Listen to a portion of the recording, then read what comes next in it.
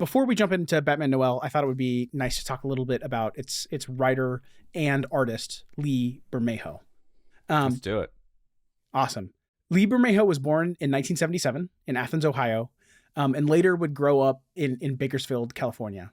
We don't, or at least I wasn't able to find too much about his youth or his sort of classical training. But what I do know is that, he always wanted to be a comic book artist, and that he was very much trying to break into the industry in the 90s, and eventually would do so at a company called Wildstorm. Are you familiar with Image and Wildstorm and Jim Lee?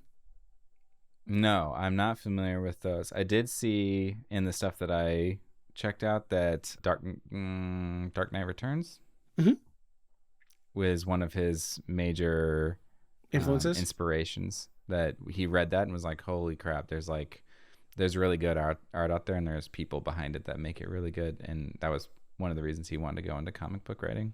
Interesting. Yeah, that makes sense. I mean, because he was born in 1977 and Dark Knight Returns is like 1988 or 1989. Yeah, you got me. Something like that. So it's like he's right in the pocket. Jim Lee is currently I think his title's editor-in-chief at DC Comics. So he's the bigwig. Wow. He is a famous artist. He's important to Batman. I don't want to go too deep on him, but like has drawn some really important storylines, including Batman Hush. Oh, and yeah, he kind of sets the prototype for all of the art in DC for the last, 15, 20 years. When they did the reboot of the New 52 in 2011, he literally drew the prototypes of all the characters, and there was a house style, and they all tried to imitate Jim Lee. Right? That's his significance today. So he and James Gunn are pretty tight right now, huh? I think they have to be. Yeah. I think they have to be. Yeah. Jim Lee was an artist in the 90s, the early 90s. What sort of raised his prominence and his sort of claim to fame was his run that he did of the X-Men with Chris Claremont in the 80s. I believe it was like 84 or 86 or something like that. And he created what you probably think of when you think of the X-Men.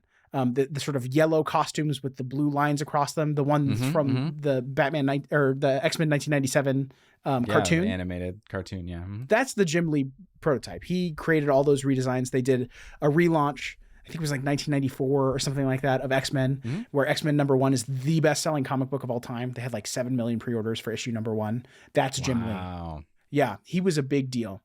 And in the 90s, there was sort of an inversion that happened.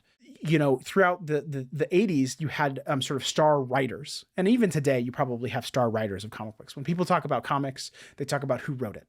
In the 90s, people are talking about artists, star artists. If you knew someone who was drawing it and you liked their art, you would buy their book sight unseen. And so X-Men #1 sells 7 million copies because of Jim Lee, right? They're buying the books because of him. And he's coming up in a sort of a class of artists that are all like that. So like Todd McFarlane, who would, go on to do Spawn at Image Comics, was, did Spider-Man and sold comic books, just because he drew Spider-Man. Yeah. Amongst others. I won't go too deep into it. But basically they broke off in the early mid 90s. They all left, right? They went into the Marvel offices and the DC offices together, and they said, basically, F you. They took a meeting together and said, we're leaving and we're starting our own company because we sell the comics and you're not going to be anything without us. And that company was called Image Comics. And it was wildly successful for a time.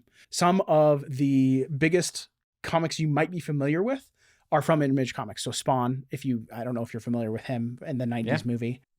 The Walking Dead is an Image comic. Oh, really? I believe Invincible is an Image comic, amongst others, right? It's sort of their big revolution was that everything would be creator owned, right? So the people who are writing and drawing the books, they own the intellectual property. Image does not. And that continues until this day, right? That's really cool. Yeah, it is really cool. If you want to Google or go to YouTube and search like the Image revolution, you're going to find all kind of things about it.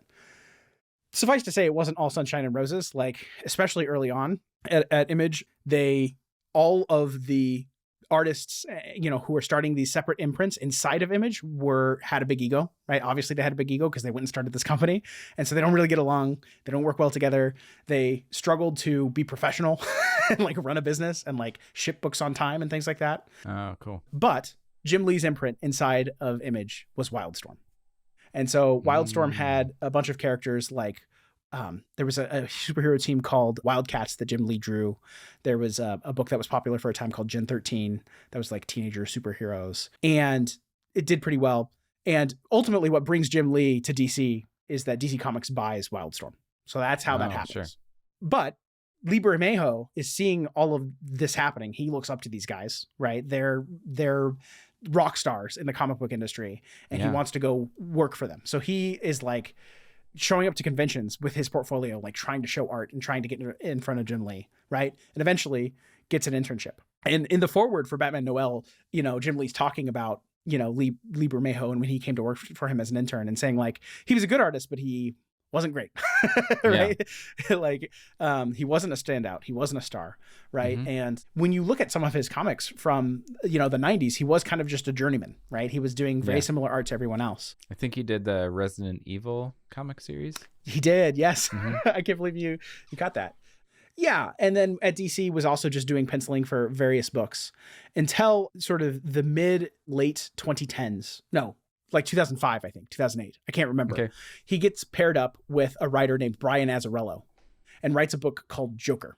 And this is the first time, he might have done that on Man of Steel, I don't know. But they basically start trusting him to sort of cut loose, right? And rather than being the penciler on like an ongoing series, he starts doing these with Brian Azzarello, big projects where they're graphic novels, right? Mm-hmm. They're standalone, they're out of continuity. And he gets, you know, because he's a great artist, lots of time and lots of money. So he can take more than a month to draw something. He takes a year, 2 years, 3 years to draw something, right?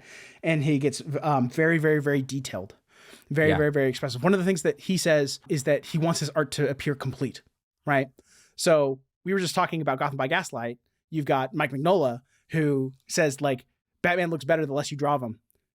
You know, Lee Bermejo is the exact opposite. Exact opposite, yeah. He wants every pore, every stitch, right? Very, very detailed.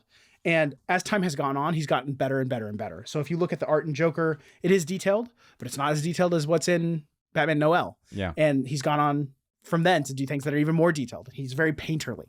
It's unbelievable. Like I read it and I spent some time thinking about like how long does it take to put together 100 pages of a book like this? Like all of the, and I don't know how big they draw on the originals. I'm imagining they get shrunk down for the books, maybe. I think they're 11 by 17 comic pages normally. Yeah, but it's bigger.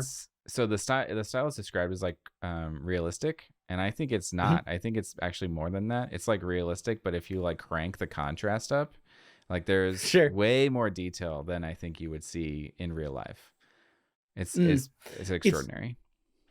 It is. It's a very unique style. He's kind of one of the most respected artists that works today. He's sort of in the same conversation with artists like Alex Ross, who's sort of a famous Marvel artist that is much the same. And yeah, this is on display in Batman Noel. So I definitely think you ought to look up the art if you're listening to this episode. Don't just let it end with us.